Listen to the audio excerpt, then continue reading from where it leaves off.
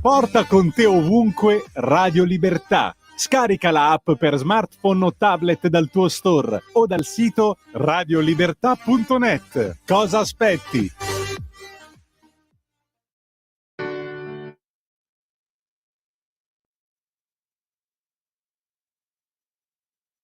Va ora in onda Liberamente. Variazioni e scorribande con Giovanni Sallusti.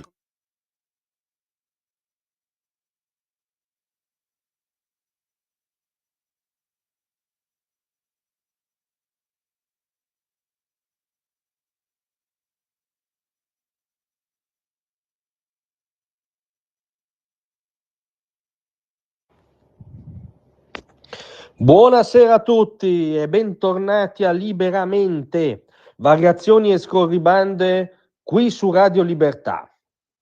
Allora si è concluso da poco l'incontro al Ministero dei Trasporti tra l'Unione Sindacale di Base, i sindacati che hanno convocato il 127 milionesimo sciopero dei trasporti per questo venerdì, e appunto il ministro Salvini.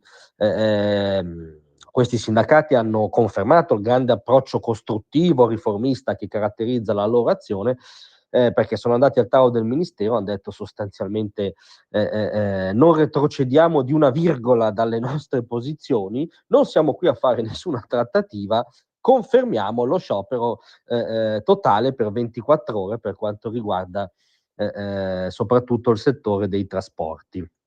Hanno fatto, diciamo, una scampagnata romana ribadendo il loro oltranzismo, al che il ministro Salvini, diciamo, testardamente appeso a un dato di realtà, cioè che è intollerabile che per l'ennesimo venerdì il paese sia bloccato a ridosso del Natale con le esigenze di studenti, lavoratori, famiglie, chiunque si debba spostare, è diventato noioso fin ripeterlo. Ha ufficializzato che formalizzerà la richiesta di ridurre a 4 ore per contemperare il diritto di sciopero garantito dalla Costituzione con altri diritti, mobilità, lavoro, studio, garantiti dalla Costituzione, quindi la famosa precettazione. La reazione del sindacato è stata sostanzialmente un chi se ne frega, confermando quel suddetto approccio dialogante di cui sopra. L'incontro anzitutto si è dimostrato una liturgia, ha detto il comunicato stampa. Confermiamo lo sciopero nella sua forma originaria, non cediamo alle richieste del ministro, credo siano le richieste dei pendolari di una bella fetta di cittadini italiani.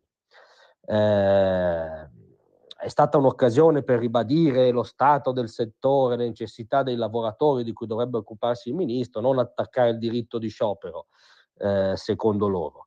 In questo modo Salvini non fa altro che aprire una nuova stagione di scioperi con mobilitazioni già indette per gennaio e febbraio. Cioè non solo bloccano il paese tra 3 giorni, ma c'è già tutta una lista di mobilitazioni per gennaio e febbraio. D'altronde sospettiamo sarà più o meno ogni venerdì di gennaio e febbraio, come è andata negli ultimi anni, soprattutto negli ultimi 2, da quando, guarda caso, si è insediato il governo di centrodestra.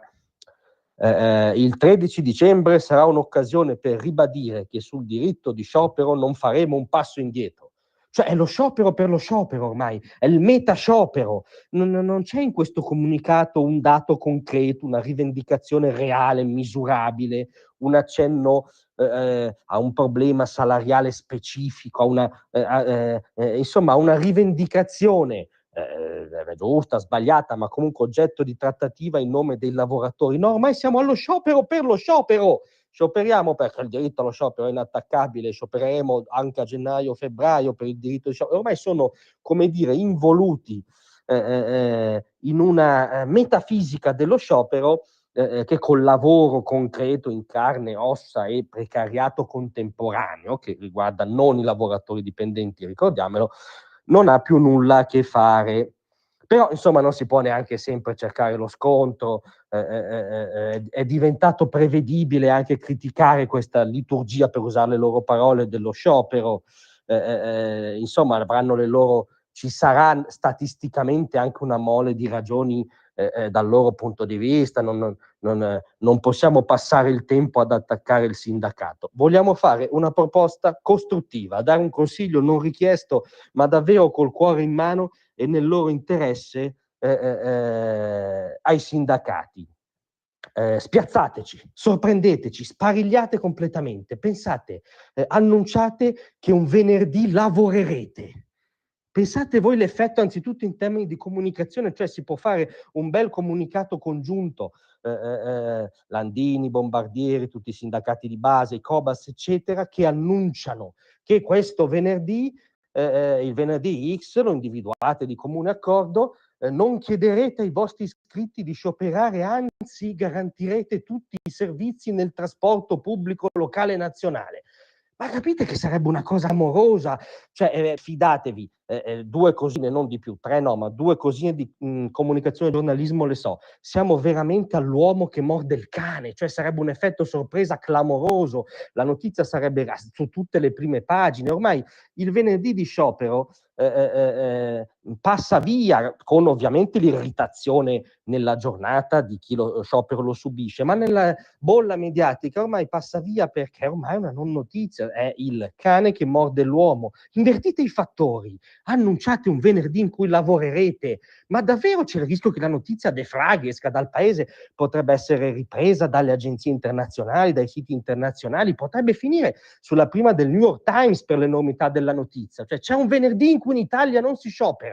Nel settore trasporti davvero le potenzialità della notizia sono infinite. E poi le scene, le fotografie, la documentazione a supporto. C'è un venerdì in cui c'è il tabellone dei treni e non c'è un ritardo, non c'è una cancellazione, non c'è un disagio, si vede lo studente che riesce ad arrivare a lezione da fuori sede, il lavoratore che riesce ad arrivare sul posto di lavoro, i pendolari che si presentano in stazione, prendono il treno, come in un paese normale.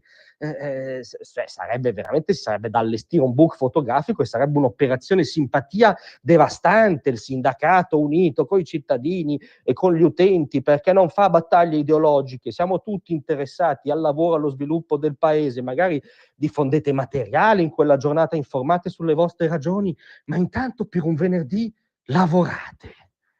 Fidatevi, sarebbe una cosa incredibile, una sparigliata pazzesca, forse, ahimè, fantascienza. Grazie a tutti, a domani.